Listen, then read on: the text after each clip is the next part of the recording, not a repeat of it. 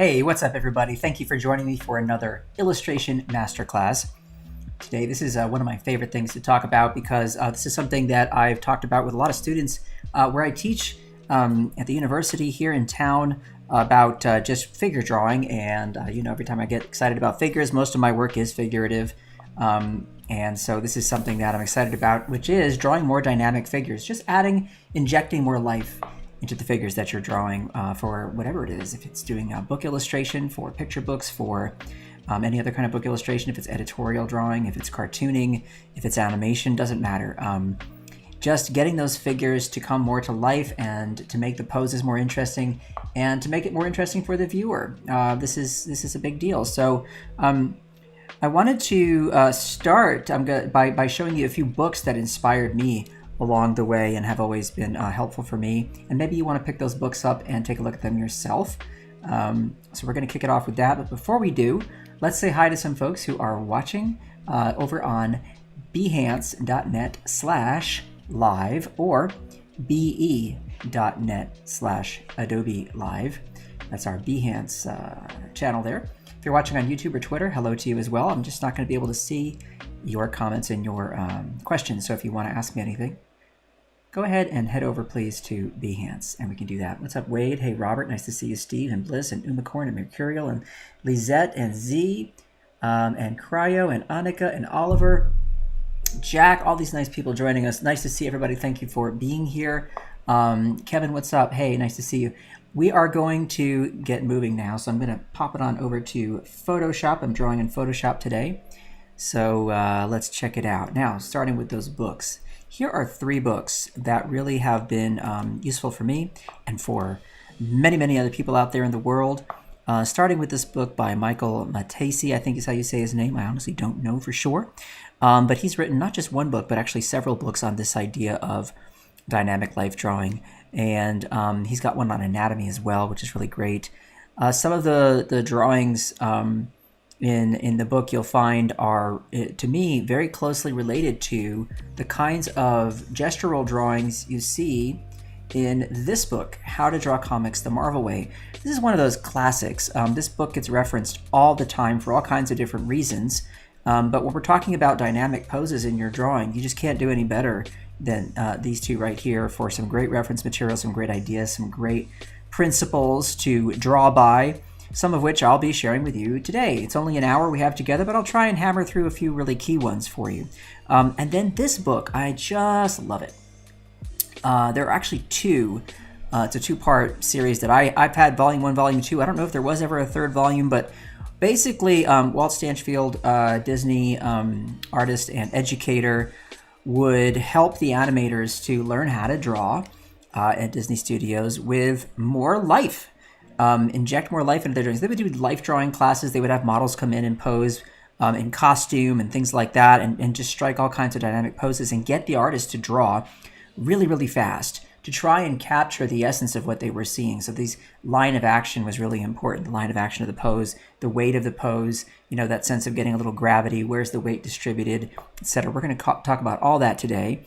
But I really want to highly recommend this one because this one I don't think gets mentioned as often as these other 2. Probably this one people talk about the most, this How to Draw Comics, and then the Force books for sure are just great. But this Drawn to Life Volume 1, Volume 2, I think probably the reason they don't get talked about as much is because visually speaking, they just aren't nearly as densely packed with drawings as the other 2 books are. There's a lot of writing in those books, but it's important to read that stuff because you get the idea behind not just how to draw figures that feel like they have some life in them, but there are so many great principles of animation that are shared that actually, in my opinion, apply to many other forms of art.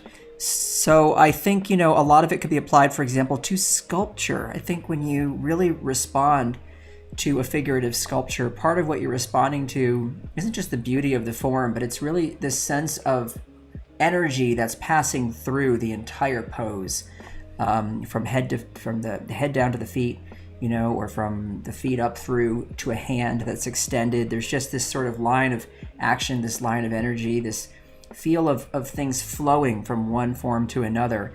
I think that all comes through, and I think that that's something that you could glean from any of these 3 books and from the writing, especially in this book. So here are 3 great resources for you all, and I hope you check them out. If anybody has any other ones, share them in the chat. I think it's a great idea to share with each other. That's what the chat is really good for. Not just making small talk, but for sharing resources. So if any of you have other ideas for books, I'd love to know about them. I'm always looking for great new books. So there you go. Alrighty, so let's get going. First thing, we're going to talk about lines of action and curves. All right, so there's 2 things here I want to split this up into. First of all, the line of action. And in this Marvel book, by the way, it's great because, and I have it with me actually right here. I was just pulling it off the shelf just because I love it. And in this Marvel book, one of the things I love about it is just how they break down, using these mannequins, these ideas of using a mannequin, which also, if you've ever read the Andrew Loomis books, you know about these really simplified human mannequins. And if you go back to some of my common mistakes in figure drawing little series I did for the Masterclass here for Adobe, you'll find a simple mannequin that I draw as well, which is mostly just taken from Loomis and these other teachers. And it's really simple. It's like this idea of a head, and it's sort of an egg shape for a rib cage, and a little box for the hips, right? And then you've just got your legs, your points of articulation for the knees, right? And the feet. And then, of course, you've got your arms hanging on down. Ba-bum. And hands. Okay, that's really kind of it. Now, with Loomis, he goes and he kind of wraps around the back and the front and gives you this nice sort of shape up here. So it wraps around the ball of the shoulder there, okay? And then up and through. But that's pretty much it. So the idea of taking these mannequins and putting them in different poses and stuff with the Marvel book is great because it gives you a way to simplify and look for a line of action. Now here, if I were to just identify this line of action, this is what I'm talking about. This is really kind of what we're looking at. So if I were to do something like this, okay, and then come over here and take our figure and try and map it to what's going on here, drop a little jawbone there. So we got back of the cranium, jaw. All right, what could happen is something like this, where the curvature of the spine here, right down into the hips, so the head is protruding. We go down this way, right, and then maybe we've got like 1 foot here, all right, and the other foot, leg and foot back here, and maybe this person's got his shoulders up and arms reaching out, getting ready to dive into the water, something like that. Okay, so then of course then you can clearly see like this is our line of action. So that's what I mean by that. And of course you can have more than one, but you always have sort of a primary and then you have other supporting characters, so to speak, for that line of action as well. So when you're drawing a figure doing something, you want to be thinking about how this line is running through the figure from top to bottom, okay? And how that's going to give us a sort of a sense of energy, of movement, and of life to a pose. And so, for example, just looking at this one here, I'll just do another line of action like this for you. And then we're going to come over that. And let's say that we have a figure, right? Here, I'll do this little mannequin for you again, just to... We have a figure that's sort of reaching out this way. Okay, and there's the head, rib cage, and our hips here. All right, but then we need to support the body weight, all right, so they don't fall over. So what we do is we put one leg out this way. Okay, so what we've got is a secondary little line of action right there. Okay, but the primary is still very clearly, this is our main gesture. Okay, people use the word gesture as well for this sometimes. There's our line of action. There's that gesture for that pose. All right. And when I'm actually going to build on top of this, so here, I'll do this for you. I'll build this up into an actual figure here briefly. Let me just knock my size of my marker down here. What's helpful with something like this is that I have now this underlying line of action, this energy, this flow, and I want to use that to guide me in the drawing of the pose, okay? And so as I'm drawing, all right,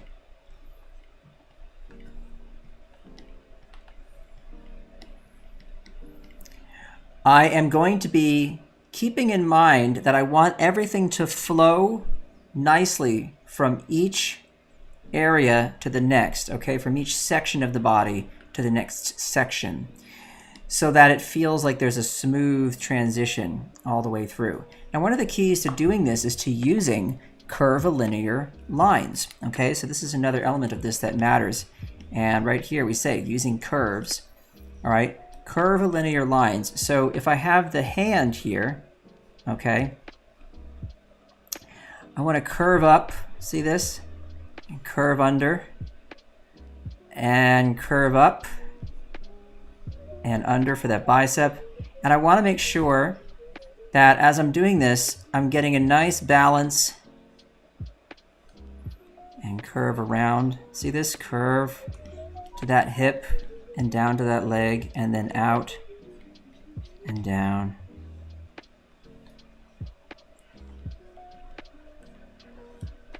And over like this. So we go 1 and 2 and 3.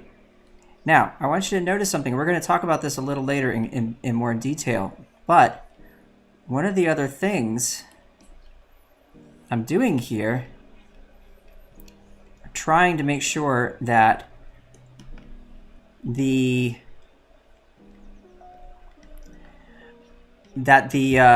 lines I'm drawing, these curves, okay, do not mimic one another or mirror one another across the center line of each of these forms that I'm drawing. So to be more clear about that, here is the line for the leg, okay? What I don't want to do, let me just draw this out here to the side, is this. And this is something that Michael Matesi, I think his name, talks about. And it's also in the Marvel book, but this is a common thing people know. We're trying to get more action. I'm not doing this with the leg. Okay, that means that this even division of these sections of the upper leg here down to the knee and then the lower leg here, there's no way for me to move through this without sort of feeling, because of this pinch right here, that there's a section here that starts to gather momentum and starts to move down towards the knee, but then it is interrupted here by this pinch, and then we start to get some more again, but then we're interrupted again by another pinch. So what we're trying to do is avoid a pinching kind of a thing. And so what we're doing instead is we're doing this. We're traveling in an S curve, a series of S curves. See that? S, S, right? S, C curves, S curves, because of this diagonal right here, right? This is a diagonal here that's breaking up that form. So there's a curve here that's lower than this, right? This protrudes here, this protrudes lower. There's a diagonal, diagonal, diagonal. All right? Here's another diagonal, right? In this area here, I would probably want to be careful. I want to extend this like this, so there'd be a diagonal this way, right? Bicep is popping out a little lower here, triceps popping out a little higher as we get closer to the shoulder, okay? See what I mean? We're trying to make, here's a protrusion here under the hamstring. And when we get to the quad here, right, we're not cutting it off like this. We're just having that nice S curve, right? That's the kind of thing I'm talking about. Twisting and curving along the way, while at all times respecting and paying attention to the overall line of action. All right? See what I'm saying? Now, with this other arm, you don't have to worry too much about what you do with it, because it's a small player in this pose, right? It's not bearing any weight, and arms usually aren't unless you're doing a handstand or something. But if one arm at least is following along with the largest action of the gesture of the pose, the other arm, it's okay if it's maybe not quite as dynamic, but just so that it doesn't get in the way of this larger action, I don't want to have it just kind of hanging out here. All right. Instead, I'm just going to tuck it in here and ball up this hand in a little fist. So this kind of becomes part of this larger shape, this bulk of the torso up here. Okay. And we don't miss out on this larger action right here.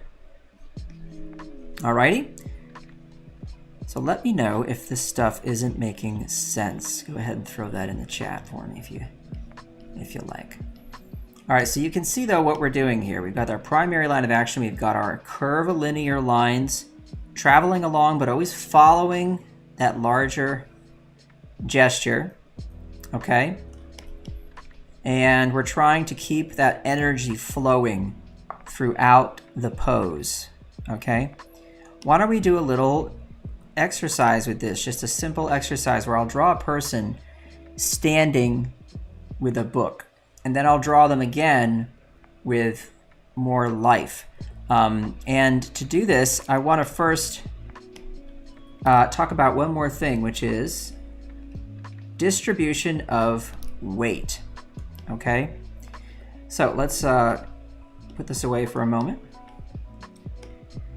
Distribution of weight. So when I talk about distribution of weight, I'm talking about the sense that in a realistic pose, if it's drawn well, you feel where the weight is distributed, which part of the body is carrying the bulk of the weight of the body, right? So gravity is a force here, and this is important in drawing dynamic figures. And for me to demonstrate this, I think the easiest thing to do is to show you what happens when we shift the weight from one side of the body to the other. And the most natural and beautiful representation of this is the contrapposto pose, which you see in sculptures like the David and many other sculptures and paintings from the Renaissance period. Look at Botticelli's Venus painting, where she's standing in the shell in the ocean. And look at how her head is tilted a little bit while one shoulder's up, one shoulder's dipped, one hip is up, one hip is dipped, one knee is a little bit coming forward and bent, and the other is a little straighter.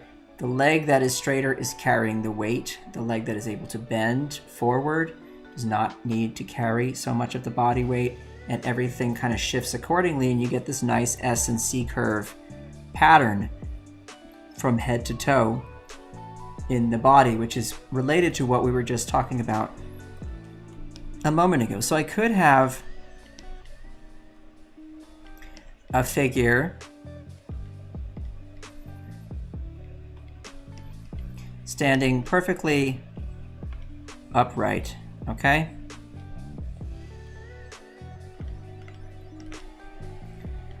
Like this. All right. And there you go. All right, so then, if you want to finish that out. Here's my person.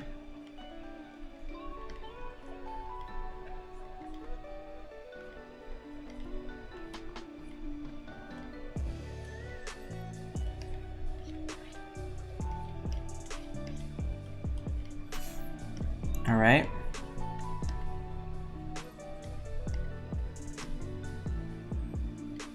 And there you go.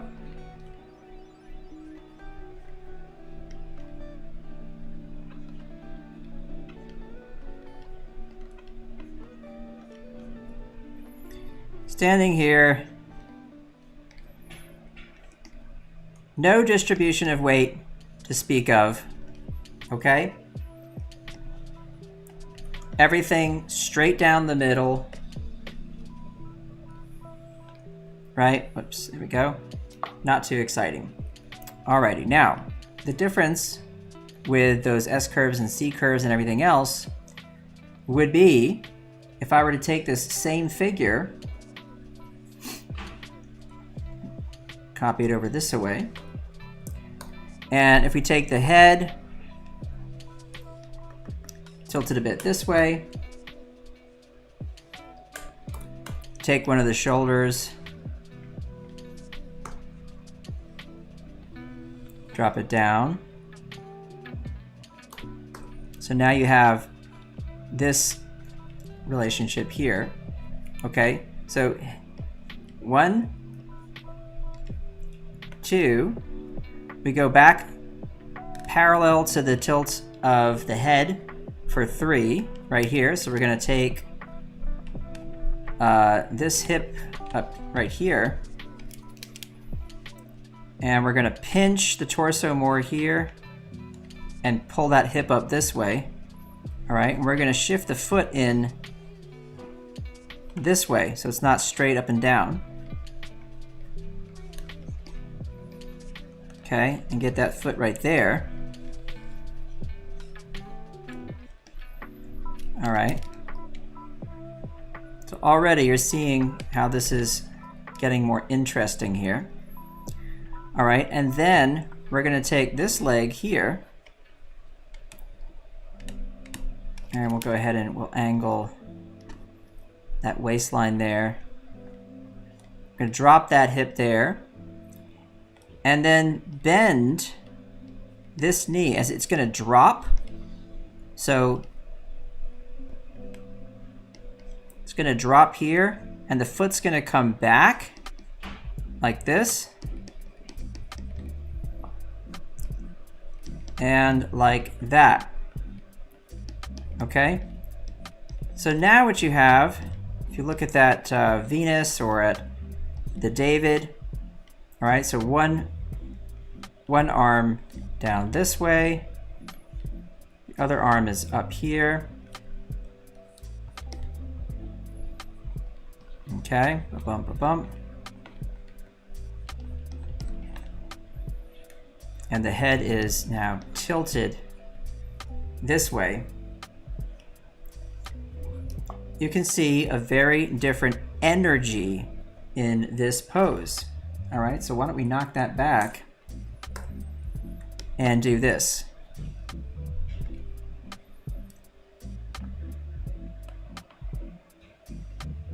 See how we're going? Like that? Or you could go, woo! Look at that. So many nice passages in there. All right, another thing you could do if you really want to be simple is this.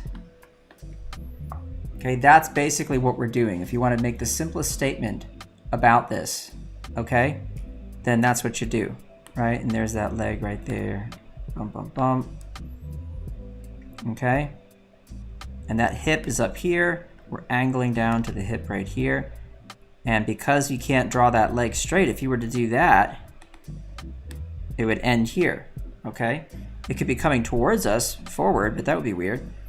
That's why you're able to drop that knee, right? Because of that angle right there, okay? See what I'm talking about? Got a nice line right there, got a nice tilt to the head right there.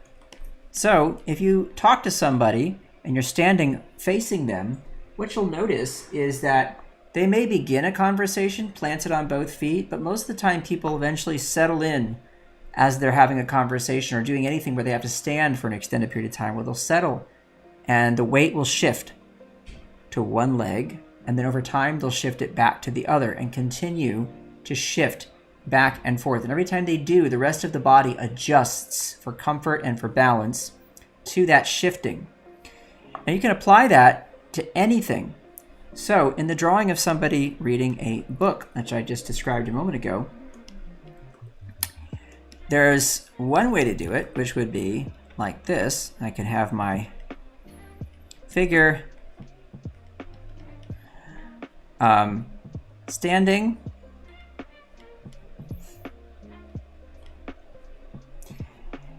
And there's an arm here. And a hand right here. Boring. And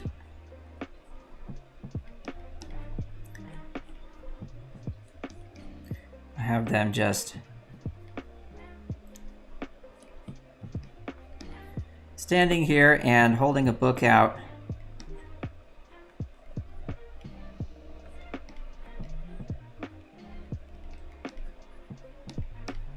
And looking at this book. Okay, we should angle that more. All right, so there they are. And they're looking at a book. And a lot of people, you know, when you're not used to trying to inject some life and some energy into their drawings, this might be the way that you'd go about it, because you're more concerned first, you know, with proportion and all the basic things that matter. But the step beyond this, when you get more confident with drawing, is to take this and make it have some life to it. So what if instead of doing this, you do this? First things first, take the head and let's angle it. Okay, like this. So it's angled forward, and so it'd be looking down at the book. All right. Then stick the neck out a bit. So you've got the head tilted down. All right, looking downwards towards the book. Next, as I'm following this along, right, I want to kind of do this. See how I'm doing a line that just represents the whole action of that torso? And now I'm thinking of like an S curve. I want to have another leg like here. So we go leg. And then maybe another leg out here. So if I'm going to do that, I can even push this back more, right? And maybe this one can just drop forward and do this, right? So see what I'm trying to do? I'm trying to work my way from top to bottom now to find lines of action using S curves and C curves. Okay.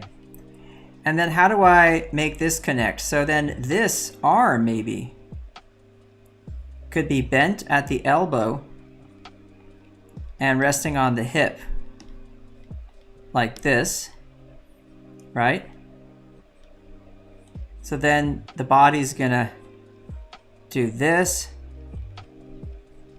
break back, have that calf pop back this way, right?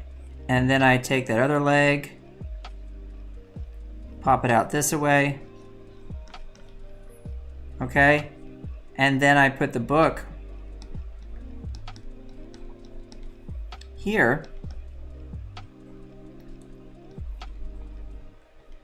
and have that other arm tucked back behind the torso there.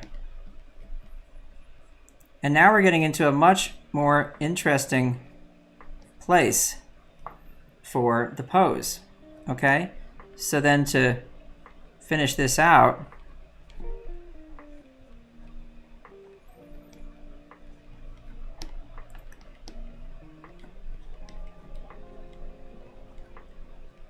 we've got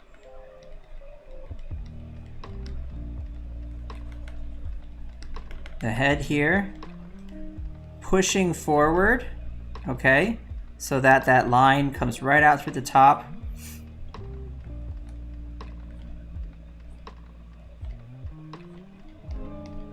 Throw a curve in there for that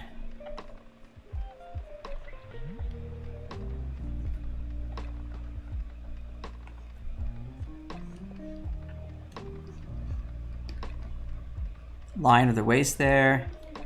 Down we go, and down here we go, and out for that foot. Now, like we were just demonstrating in the previous section, okay, to close this out, the importance of the curves, the curvilinear lines, and how those help me to achieve something that's got more dynamism, okay? So that curve of the spine up and in, then we go down to the leg and out like this. The primary line of action is that, right? That's kind of it right there. We have a secondary supporting role. The supporting role here is, there. Okay? And we have a direct line of sight to the book from our hero figure here. Okay?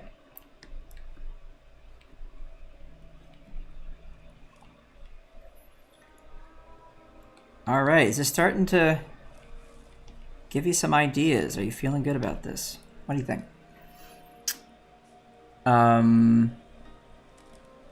That diagonal cross-section line is helpful. Good, thank you. I'm glad that's useful for the contrapposto.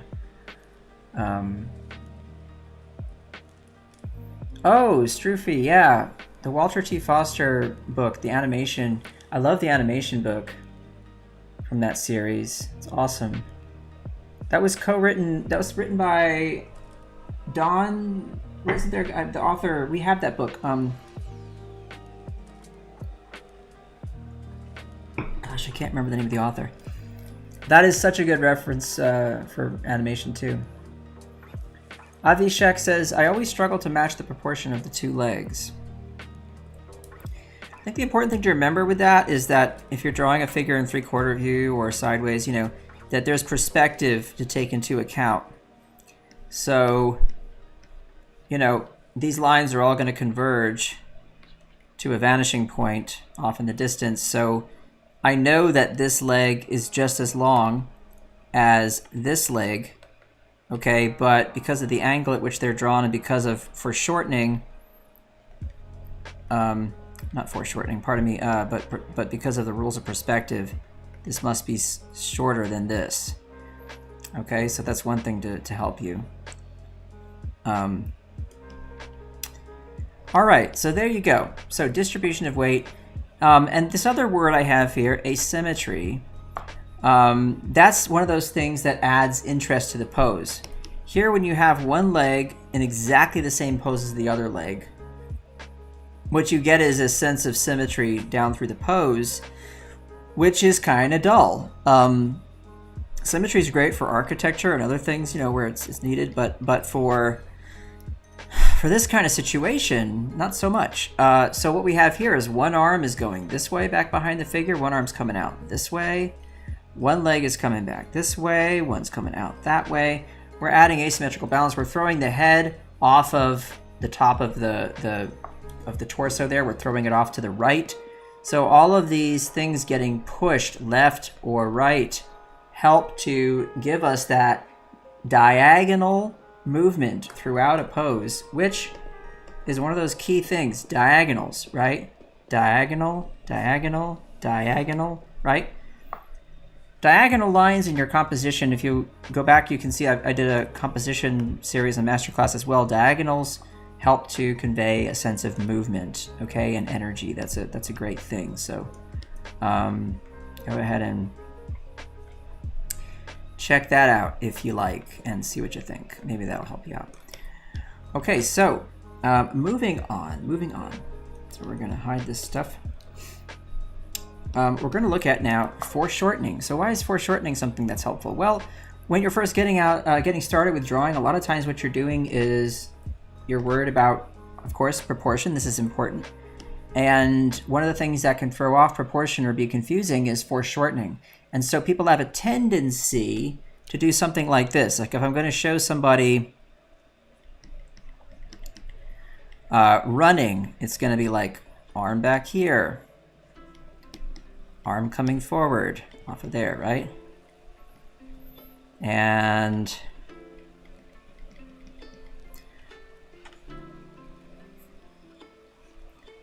this leg coming forward, and the other leg coming back.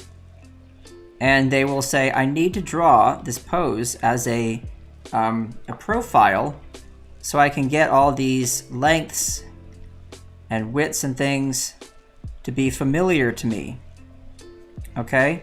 I know how these things should look when I see the full length of them, right? So if I were to finish this out,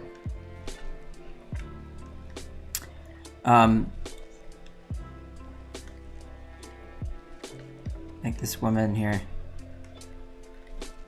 running, I would feel like this is pretty manageable because every major part of the body, okay, legs and arms especially, I can see them in their full width and length because I'm drawing in profile, okay? So the problem with this is that a pose like this is just not that exciting, okay? This is just not that exciting. It's fine, but what if I were to use foreshortening to do this, okay? And do this instead. Like I have the head here, okay? And the top part of the arm is basically gone behind the shoulder, okay?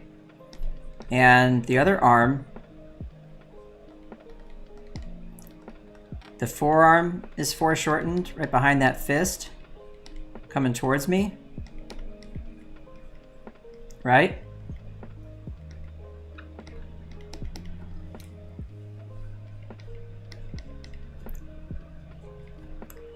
And then the torso is foreshortened because it's moving further back away from me. The chest is leaning forward.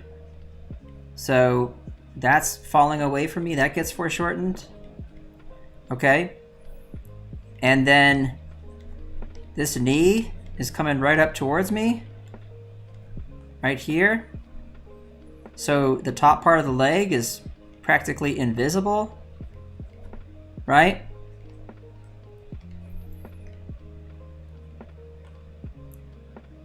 See what I'm talking about?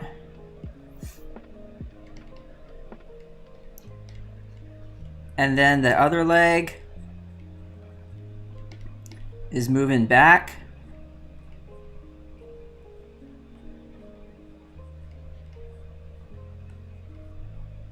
Into the distance. Okay, and I would tuck this up even more. Just kind of tuck this back like that and have that foot right there. So this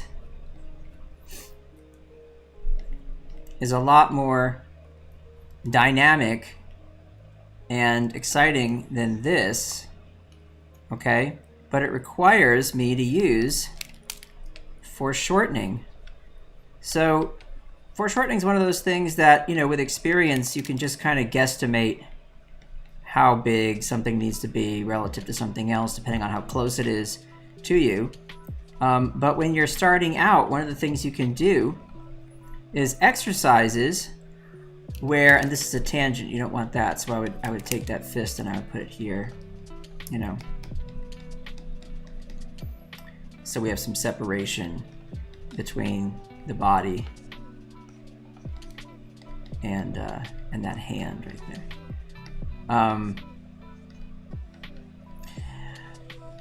One of the things you can do when you're starting out is, if you look over here at this example, is to draw objects, okay, like a cylinder, and then just swing it towards you.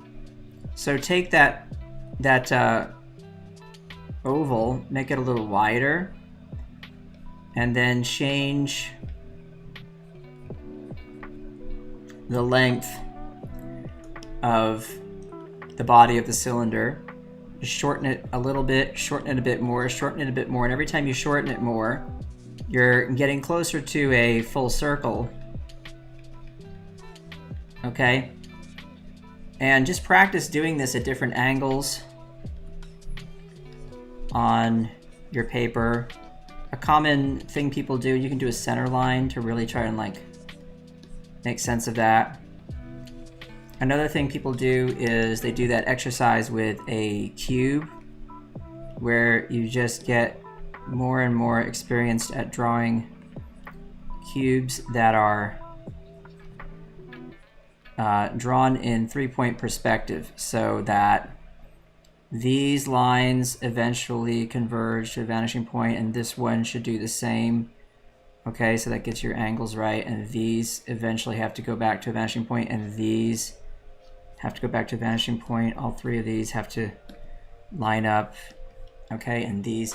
And just rotating that cube and drawing it at different angles, and do like just hundreds of those until you feel pretty good about it. And then you start to apply that stuff to more complex forms, like for the figure. And in doing so, you simplify those forms first. So like an arm becomes a cylinder for the top and a cylinder for the bottom, right? There's an elbow there. So this is the forearm, this is the forearm, this is the upper arm here, right? Just a sphere for the hand. Okay, and then imagine like a larger shape for the upper body here. Okay, this through line here. Try to take the parts of the body and convert them into more simple geometric forms. All right, but going from A to B, right? This can be a more interesting drawing. Now this is just straightforward coming at us, but you notice I did angle it slightly too, and that diagonal helps with movement. So think about that too. Like, do we have opportunities to use diagonals in the whole pose versus just straight up in the pose as well? 1 second. There we go. Or, you know, to take it a step further, all right, we're going to talk about camera angle. All right, so this is another important element that you can use. So what I just did was I basically had a camera angle that was level with, you know, basically the torso of my figure. So I had a figure running towards me. Okay. Boom. Boom. Boom. And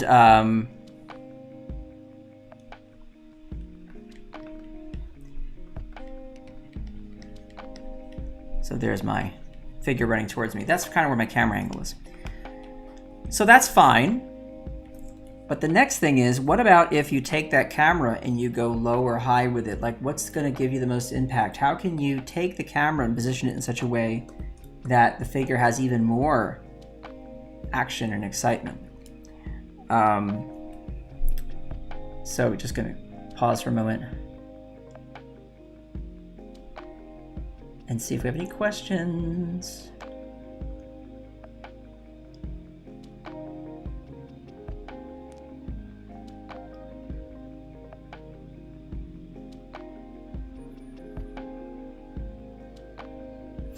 Does Photoshop have perspective grid? There are quite a few perspective tools in Photoshop, Clarissa. There's also perspective for photos. You can actually match something to an existing photo's perspective. And that's called, what is it called? Perspective warp or something like that. That's really amazing.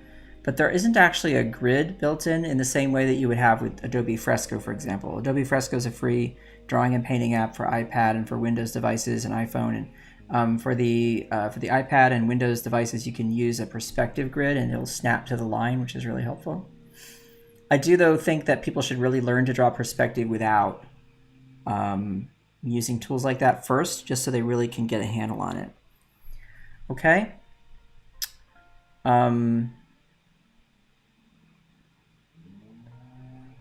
Don't worry about not being able to draw a straight line. If you draw a wobbly line, that's okay. If if it's generally moving in the right direction, if you draw it in pieces, that's fine.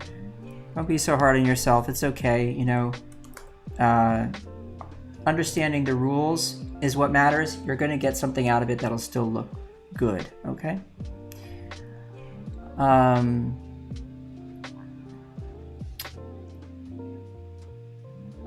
All right, so here we go, moving on. So here we have this straight up, like, kind of expected camera angle, eye level, so to speak, something like that. What if I do this, okay? I'm gonna put the camera low, right? And I'm gonna be looking up at the figure. I want you to imagine that. Now this could be kind of cool. I could have like a foot here and see the bottom of the shoe, right? And then we're moving up and away from there, right? And we got another leg coming back here and a foot right there. Okay, and then this body is sort of arching back this way. There's the front of the chest right there. We have this arm here, pulled back, stretched back. And a fist right there, and the forearm is foreshortened towards us. Okay, and that other arm, we know that shoulder is back here. I'm using X-ray vision, coming forward. And there's that arm right there with that fist right there. Okay, and then the head right there. Right? What if that's our angle? What if I make it more extreme? So let's do this. I take it and I make it so that that knee is about here. And then we really extend the curve of that leg down towards us. And we see that foot right there, that running shoe.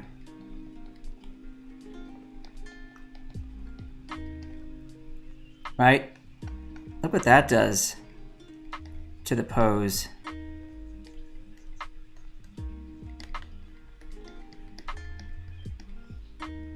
Pretty cool, right? Totally different energy to that. So we have them like running up. Here's the ground, right? And then we could have like trees sort of growing up and away from us. The canopies here, and we get that sense of like looking up at something. Okay?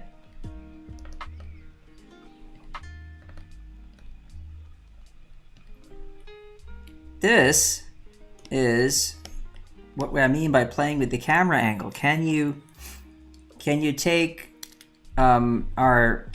what we expect to see, and can you do something a bit more exciting with it just by playing with where the camera goes? Okay, that's a great experiment to do. Now, is it easy to do this? No, because I'm having to try and combine a lot of the stuff we were just talking about all in one go here. So like these S and C curves, and trying to find like here's a line of action, right? Or maybe there's a line of action, but I'm trying to combine these, okay, in such a way that there's a flow going all the way through it. I'm having to navigate foreshortening. I'm having to navigate proportion and exaggeration of the proportion. Nothing I'm trying to show you here is meant to be like, oh, this is so easy, just do it. I don't mean to suggest that, and please don't take it that way. What I am trying to do is give you food for thought and show you what happens when you start to use these tricks in the drawing and how that changes everything. So going from this to this is a nice big step up, and it creates a lot more drama, a lot more interest, and it's one of the things, again, that I think will take time to incorporate into your own work. But when you at least have these ideas in the back of your mind that are percolating in there, it's going to you're going to level up. Okay. Yeah, wait. So this is line of action, foreshortening, distribution of weight, asymmetrical balance, exaggeration, all in one. Right. Good way of summarizing it. There you go. Hey, okay, Struffy, glad that's helping you out. I'm so glad. Right, so. Yes, Steve, like Daffy and Bugs up the beanstalk with the giant. That point of view that you're looking up, very much so.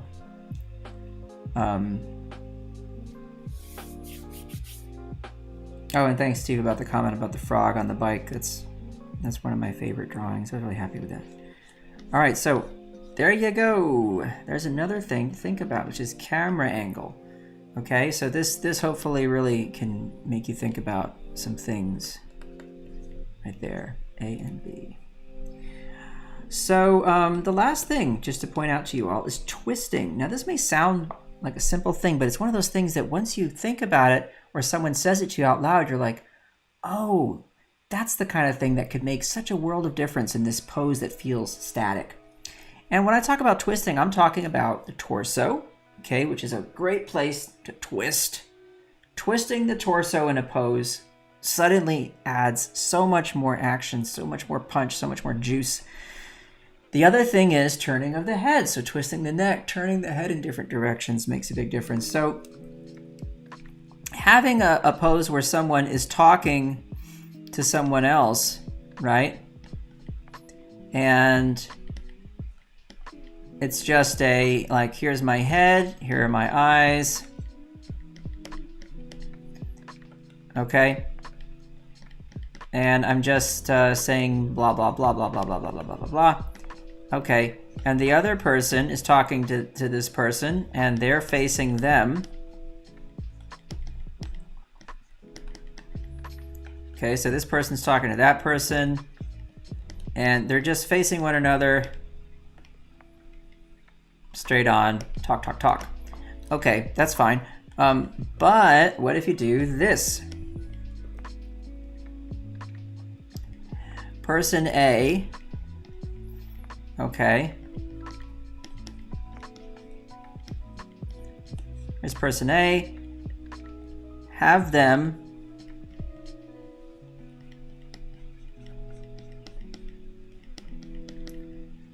turn.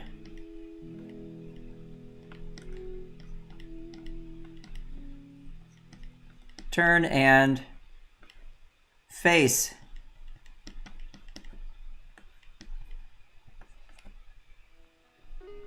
Person B with just their head, okay?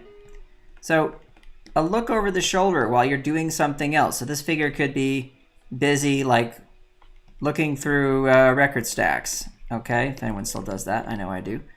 Got a nice little used record shop in our neighborhood. It's like $3, you can get a good record.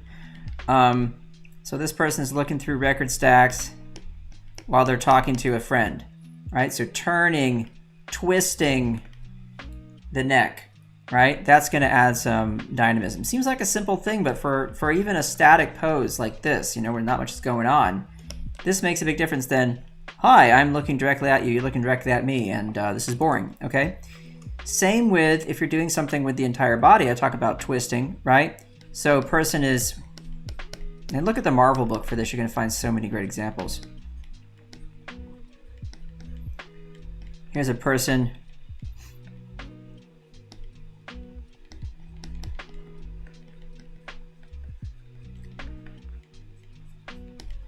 right here, coming towards us, twisting this way, but then, oh, we're getting a nice change in direction here.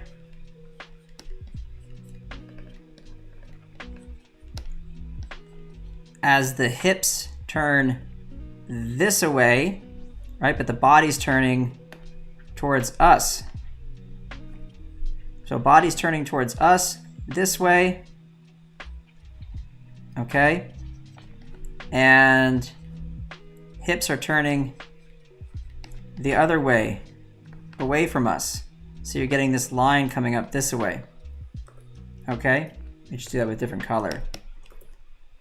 So basically you have this kind of action and there's a turn, right? Shoulder here, shoulder back there, under there. Okay, but this leg is side, this is the side view of this leg right here. There's the old battissimo. And there's that twist happening right there. Twist, up and around. Twist, twist, twist, twist, twist. Okay, see what I mean? The twist is crucial. So think about twisting, even if it's a subtle thing, a subtle twist in the pose, you know, can go a long way. This person, hand on the hip, one hand forward, but there's a twist right there as they step forward this way.